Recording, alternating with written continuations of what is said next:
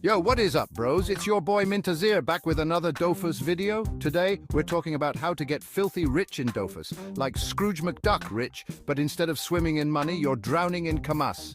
We're diving deep into the world of level 200 professions, and I'm going to show you how to turn those crafting skills into a money printing machine.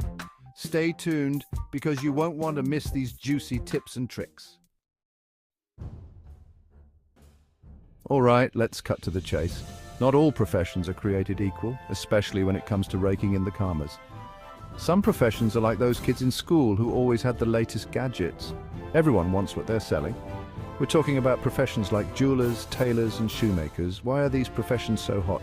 Because they craft items that every Dofusian needs, no matter what their wacky play style is. Think about it, everyone needs bling, right? Jewelers craft those shiny rings and amulets that make your character pop. And tailors? They're the fashion gurus of Dofus, stitching together awesome hats and capes that make you the envy of every fashion-challenged IOP out there. And let's not forget about shoemakers, crafting those sweet boots that make you run faster than a Sakria on an energy drink bender. But here's the thing, bros, it's not just about crafting any old item. You got to be crafting the good stuff, the top-tier gear that everyone and their Innitrop grandma is drooling over. We're talking about high-level, powerful items that people are willing to drop serious karmas for. Now you might be thinking, but Mintazir, crafting that stuff is expensive. How am I supposed to make a profit?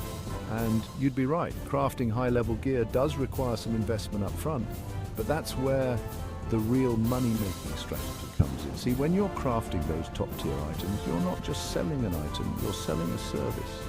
You're saving people the time and effort of gathering all those resources and leveling up their own professions. And time, my friends, is money in the world of 12. So how do you become a crafting kingpin? First off, you've got to pick the right profession. Do your research, check the market prices on your server, and see what's in high demand.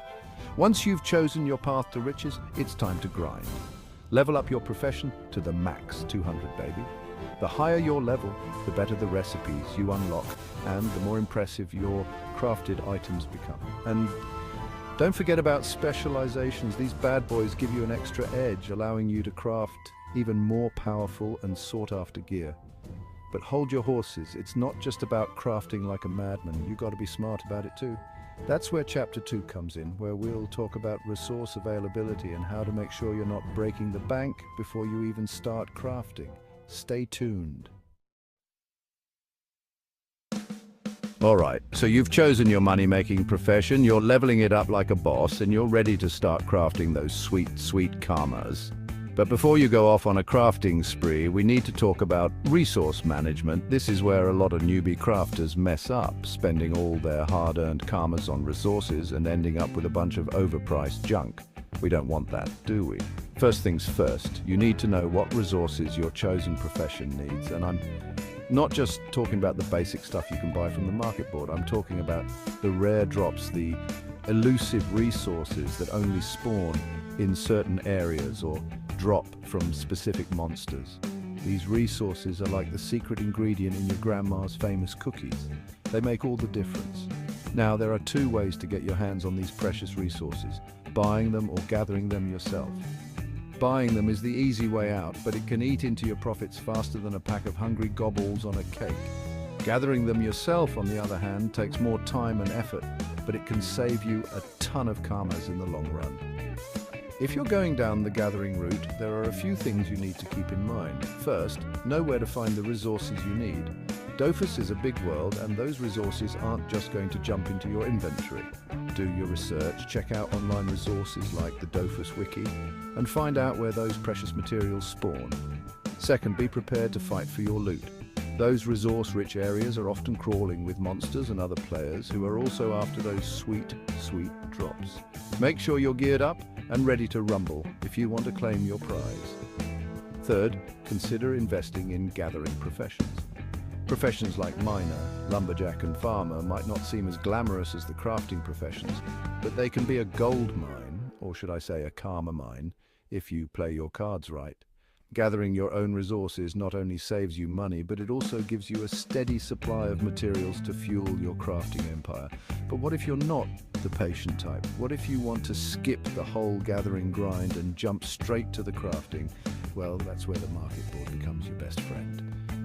But be warned, the market board can be a fickle beast, with prices fluctuating faster than a faker's shields in a boss fight.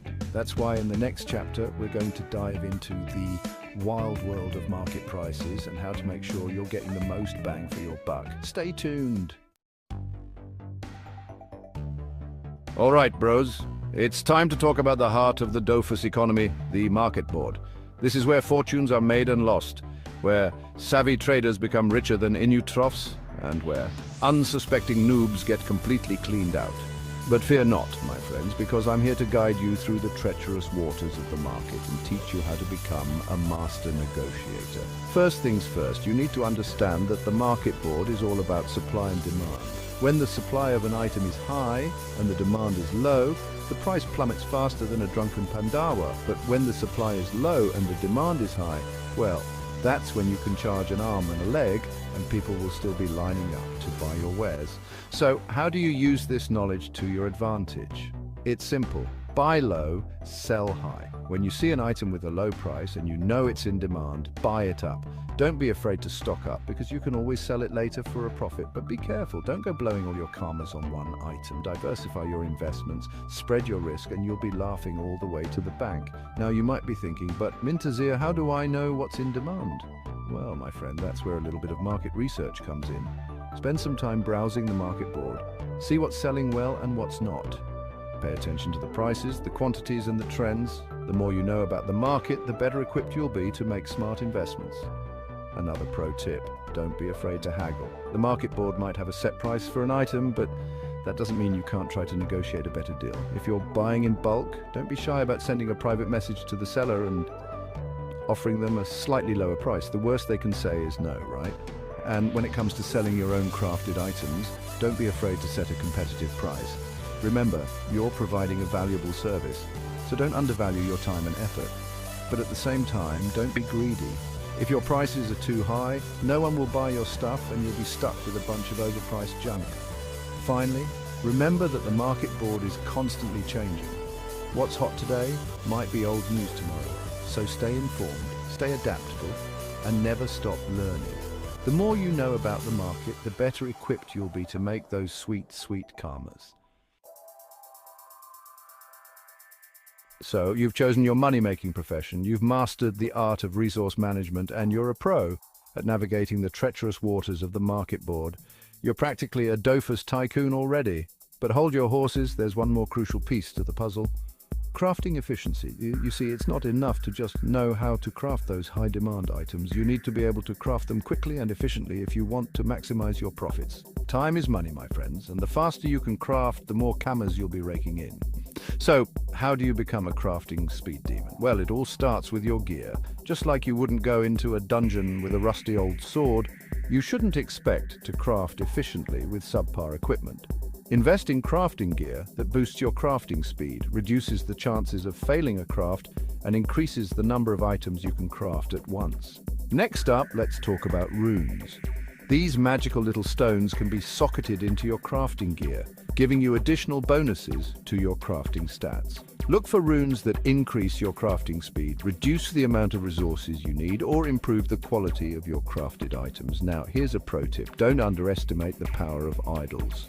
These little statues might seem like just another cosmetic item, but they can actually provide significant bonuses to your crafting abilities. Place idols strategically around your crafting table to create a bonus zone that enhances your crafting speed and success rate. But it's not just about the gear and the bonuses. You also need to develop efficient crafting habits. One of the best ways to do this is to craft in bulk. Instead of crafting one item at a time, gather all the resources you need and craft a whole batch at once. This will save you a ton of time and clicks in the long run. Another tip to take advantage of crafting events? Ankama loves to throw events that provide bonuses to crafting experience, success rate, and even the number of items you can craft. Keep an eye out for these events and make sure you're online and crafting during these bonus periods. And finally, don't be afraid to experiment. Try out different crafting techniques, experiment with different rune and idol combinations, and find what works best for you. The more you practice, the faster and more efficient you'll become. And there you have it, my friends. The secrets to making millions of karmas with level 200 professions in Dofus. Remember, it's not just about choosing the right profession.